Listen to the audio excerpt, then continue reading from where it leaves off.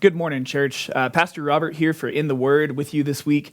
Today we're going to be in John chapter 14, and we're going to read a verse out of 14, and then a couple out of 15 and 16 as well. So buckle up. John chapter 14, verses 12 through 14 say, "Truly I tell you, the one who believes in me will also do the works that I do, and he will do even greater works than these, because I am going to the Father. Whatever you ask in my name, I will do it, so that the Father may be glorified in the Son. If you ask me anything in my name, I will do it."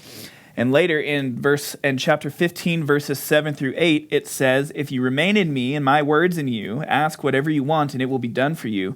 My Father is glorified by this, that you produce much fruit and prove to be my disciples." And then in chapter 16, verses 23 through 24, "In that day you will not ask me anything. Truly I tell you, anything you ask the Father in my name, he will give you.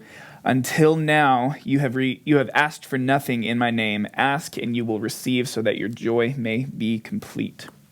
Jesus is teaching his disciples a new way of praying here, and he is saying this is going to be different from the way that they prayed before.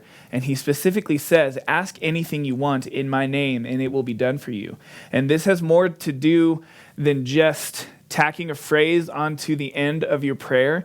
When Jesus tells the disciples to pray in his name or to ask things of God in his name, he is telling them to ask in accordance with Jesus' will, which himself, Jesus, is in accordance to God's will.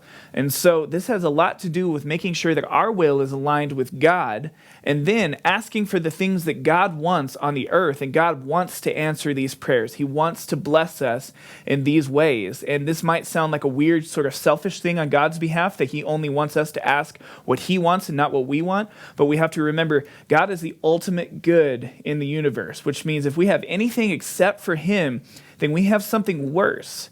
And if we are asking for the things that God wants in our lives and in the lives of the people around us, then we are asking for the best good, the best thing possible for them. So this week and today, I want you to focus on how can you more closely align your will with God's will, and what are some of the things you can pray for that you know God would like to answer.